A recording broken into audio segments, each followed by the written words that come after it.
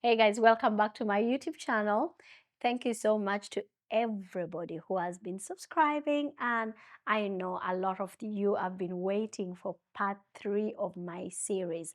And guys, for those who haven't watched part 1 and part 2, please go check it out before we start from anywhere else. But other than that, I just want to say thank you to everybody who watched my story, everybody who is interested.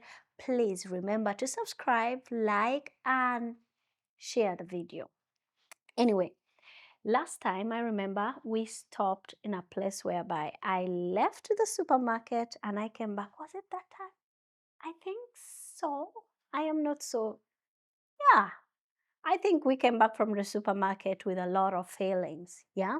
So when I came back, I came back, and like I said, I was so emotional last time on my other video. I couldn't continue. So now today I'm hoping that those emotions, I've thought about it, put it on the side, so we are not going to try to have an emotion, more emotions today. It will be there, but it's not going to be as tough. Anyway, get your popcorn, get your tea, everything ready. Let's go. Okay, guys, last time we stopped when I left the supermarket. I came back. Like I said, when I went to the supermarket, nobody was saying hello to me, like everybody. Okay, it was winter. I didn't see many people, but everyone that I met didn't want to say hello to me at all. Everyone I met on the streets, if I tried to say hello, everybody looked at me like I was crazy. So that, and plus me going to the supermarket and not getting help, the toll was so hard on me. When I came back home, like I said, we had a dog we brought from Uganda. And in Uganda, the way we treat our dogs, the dogs stay outside. So this is the dog that was born in Uganda. It has never been outside Uganda. And this dog is used to being outside. So for the first time, 2 days after I left, after the father of the kids left, and we had been in the house for 2 days with the dog, I decided to go to the supermarket. When I came back, guys, I'm telling you, the dog went crazy. It had torn everything in the house, the curtains, everything. Because the dog was so frustrated, it has never been used to being locked inside a house, because when we were in Uganda, the dog was outside all the time with people and stuff. And this is the first time it was left in the house alone. Guys, the emotions of me coming from the supermarket, of not being said hello to, of not uh, having help. I came back without anything, literally. What I went to buy, I was holding on so much for my kids. I just put the kids in the living room. I went in the bathroom and I just broke down. I couldn't handle it. I'm like, God, what is this? What have I done to myself? Like, what did I do that you have to punish me this bad? Because it was that bad. Anyway, you guys, it was so bad. Like I couldn't comprehend what was going on. The disappointment that I got when I came back, to all those feelings of me being here where I wasn't wanted. I even felt unwanted. First of all, I didn't like the place. I was forced to be here. Secondly, and thirdly, I just wanted to do everything to make sure that I do what? I just leave. So I gathered myself after crying for some time. Of course, I have to go and see my children. My kids have never seen me cry. They're going to see me cry here on YouTube for the first time. All this being like, oh, but I just wanted to be strong for my kids. I cleaned up. I called. I said the dog has torn everything, but the guy couldn't do anything. He wasn't in the country.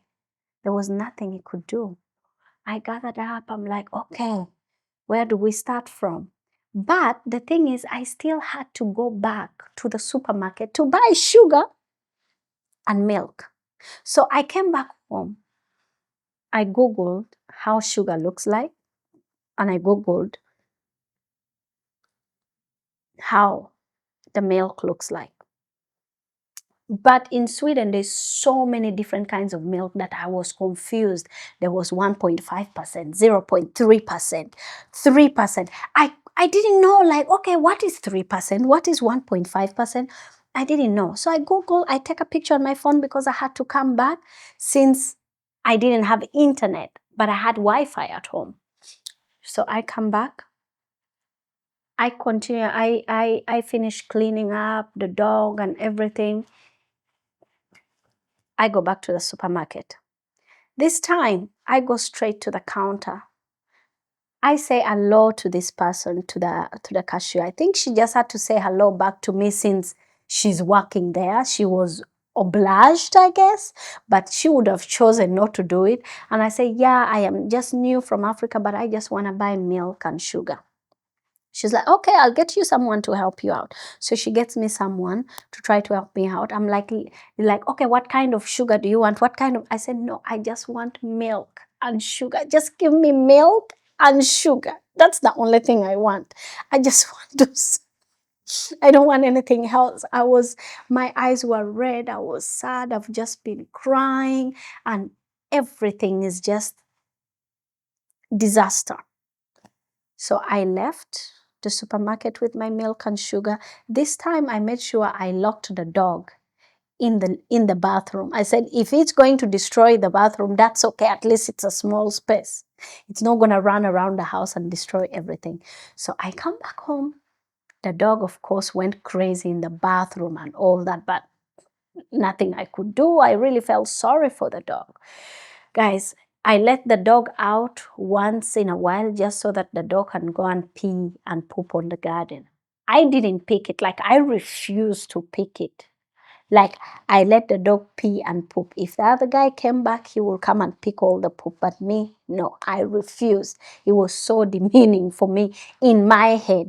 And you can understand me because some people are going to say, like, why don't you want to pick up the pee and the poop of a dog? A poop of a dog is just poop. No, I am African. In Africa, when they say you're like a dog, it's like the demeaning thing, like telling me to pick the dog's poop. That is even worse. But anyway, I sat to myself. I sat there. I started thinking. I cooked the milk. I started thinking, guys, the other challenge was also food. Food was so in like a bad place. Like I don't even know what to say. Like the food I couldn't eat. I didn't know what to eat. The first time I cooked that chicken, the first time I cooked chicken, guys, I threw up. You know, back home, you cook chicken and you have to cook it like for an hour or so, minimum an hour for it to come well. So this chicken, I cooked for an hour and the chicken was all, because you don't need to cook it for an hour. Like literally, you have to cook it for 20 minutes and it's ready. And I didn't know. And it was all soggy and smushy and stuff. And for me, I ate it. It felt like it was all, when you have like example, let's say a baby cow, like a baby cow that is just born. You know the meat of a baby cow, how slimy. That was how this chicken was like. And guys, the food situation, that was insane. Like my kids, I didn't even know what to cook for them. I didn't know. The only thing that, at least the younger one was still breastfeeding. The older one, she was, she could eat spaghetti, and up to now she's not a good eater. She could just eat spaghetti and she could eat meatballs and things like that. Everything to do with food was just wrong. I couldn't eat. The food was different from what I used to eat back home. Now me, I come from a culture whereby we ate a lot of vegetables. We didn't eat meat. Maybe we ate meat like, I'm not even kidding you, maximum 5 times a year. I am someone who grew up with people between 15 to 20 people. Sometimes we were 30 in a family. So when you're that many in a family, it's pretty hard to eat meat once a month or every after 2 months or So we ate a lot of dry fish, a lot of vegetables. So we only ate meat like on Christmas Day or on a special occasion, or if a guest came by finally and then we could afford the meat. So I wasn't like a meat person. And here, I couldn't get all this food. I couldn't find out where to buy what I can eat. The only thing I could buy is like chicken. The meat here was also different kinds of meat. You don't even know what kind of meat. And the thing is, you can't eat meat every single day for someone who is not used to eating meat every single day. And by the way, there's a difference between eating meat and eating a small, tiny piece of meat that has a bone in it. That's the kind of meat I want. I want a meat that has bone so that I can chew on the bone. I can take longer eating the meat. You get what I mean? Because they used to give us like little, even up to now, I can't eat like a big chunk of meat because I'm not used to it. So I find out that here, what they eat is just meat, chicken, meat, chicken, meat, chicken. I'm like, how am I going to survive? There is no cassava. There is no sweet potatoes. There is no posho. How am I going to survive? There is only Irish potatoes. How am I going to do this? There is Irish potatoes. There is rice, of course. But the chicken tasted, it was tasteless. It didn't taste of anything. And it was slimy. The first time I felt like I was gonna throw up when I ate it. Like, I'm not even kidding. But anyway, you have to find out. So after the incident of me going to the supermarket and the children and coming and the dog has destroyed the house, I was so tired and fed up. I was so fed up. I'm like, you know what? I sat down. I thought to myself, I said, how am I going to go back home? I don't know the country. I don't know anybody. I don't even know how to go to get on a plane or how to buy a ticket or anything. I got no idea. So I sat there, I thought to myself, I said, what do I do? I think I thought about a very good idea. I said, you know what? I am going to go to the police and I'm going to request to be deported. That's the only thing I can do. I'm going to go and request to be reported. My visa is over. So I'll just say my visa has ended. I don't have money for tickets, so I want to go back. So my plan was in place very well that day. I woke up the next morning positive. I'm like, I'll go to the police 100%. They're going to deport me. And then I'll be on my merry way back home with the kids. If they say I've kidnapped them, so be it. But at least I'm going back home. So I wake up in the morning, get the kids ready, get ready. Because now I plan that if I go to the police and they accept to deport me, I'm going to tell them a dog and a cat is there, so they will have to take care of it or something, you know. So I get up, I dress up, and you know, the dressing part of it was the most annoying thing because I didn't know how to dress up. I didn't know how to dress my children up. The place was so cold, like I didn't have the right outfits for the coldness. It was really, really tough. Like I had to find out, you know, when they put you like in a battlefield, like you have to fight for your life, fight for yourself, find out how to survive. That's how it was. So I wake up, dress up, everything. The dog is in the house. I opened the door to get out. The dog just went past me. The dog ran away. I'm like, oh my God. I start running after the dog, calling it. The dog is just running. The dog has left. Now, guys, I can't go to the police anymore. I need to try to find the dog. 8-month-old baby. I leave the baby kids in the house. I try to walk around the house and stuff. The dog is not there. I try to call the dog. The dog has run away. I came back. I just sat. Tears again. I'm like, now where is the dog? How can I find the dog? The good thing the dog had a tag on, you know, with the address just in case. 2 days after they find the dog somewhere, somebody brings the dog back. Me, I'm sitting here. I don't know what to do. Should I call the police? No, it wasn't 2 days after. I think it was like some hours or the next day when they found the dog late. They brought the dog back. In my head, I'm like, okay, is this a sign that God is telling me, like, you can't just leave and go back to wherever, to your country? Maybe you should think twice and you should stay. You guys, I decided, I'm like, okay, now I have to look for a plan B. I just have to be patient. I call my family. They're like, yeah, your auntie is on the way. She's going to come. She's gonna come. She's gonna come and find you and just try to stay with you a couple of days. My dear, I'm like, okay, I'm going to be patient.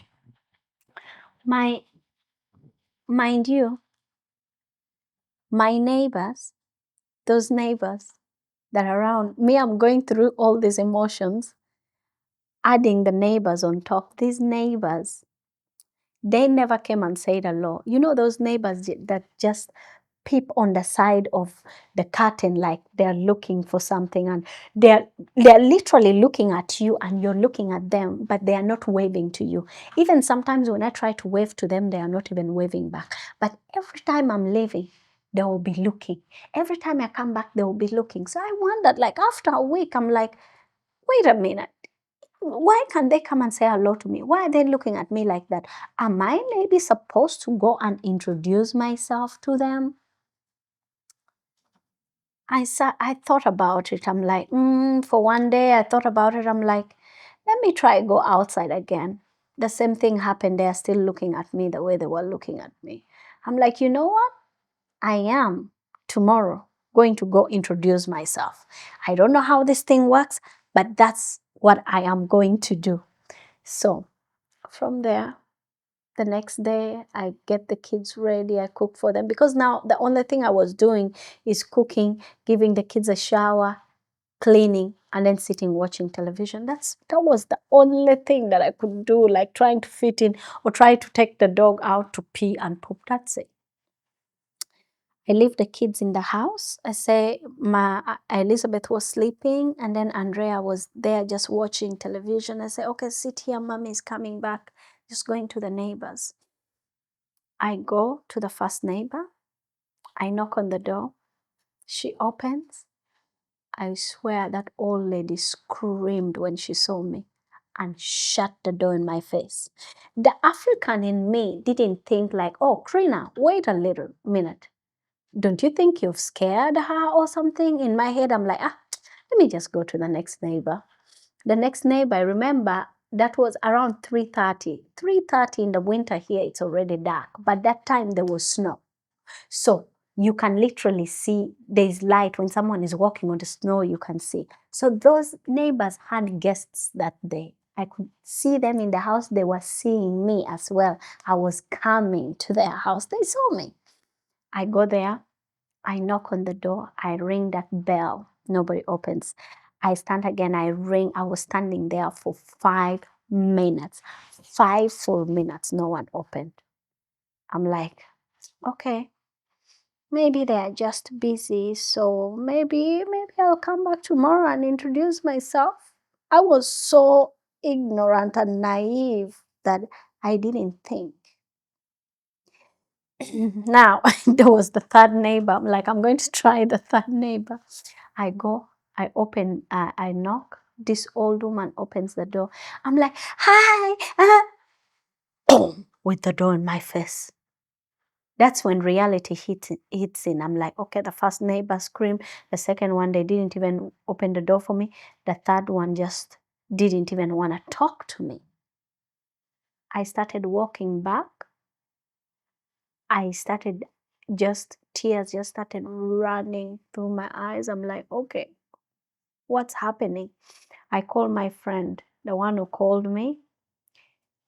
At the time, she had called me and said, if I have a problem, I should call her and talk to her. So I thought, I'm like, I better ask her that I went to the neighbors. I just want to know what is going on. Maybe I am overthinking it. So I call her, say, hi. She's like, hi, how are you doing? I'm like, everything is okay. I was someone who never wanted to talk about what is going on with me. I'm such a proud person. I tell her, yeah. So I went to the neighbor's house. She's like, you did what? Say, yeah, I went to the neighbor's house. I knocked on the door. She's like, no, no. She didn't even wait for me to finish whatever I was saying. She was like, no, no, no. You don't do that. I'm like, why? I don't do. Say, they will call the police on you. I'm like, why would they call the police on me? Can't I even go in and just borrow salt? Like if I ran out of salt and the shops are closed, can't I borrow? She's like, no, this is not Uganda. You don't do that. Please don't go and knock on people's doors. If you do that, they will call the police. It's a different culture. I'm like, okay, okay, I understand. She hangs up.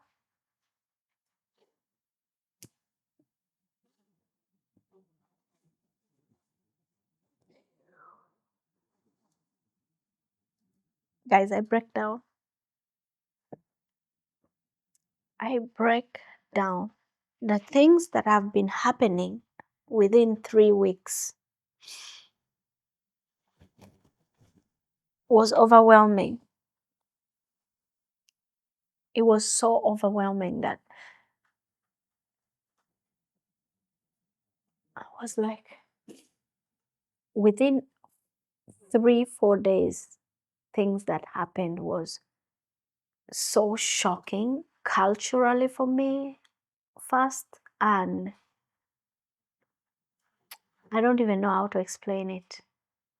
I felt like I was such a big sinner that I was being punished for something that I don't know what I'm being punished for. And guys, we have to leave this one here now. I need another breather. We'll come back for part 4 in 2 days. Thank you so much for everybody who has watched my channel. Thank you so much for everyone who has been here.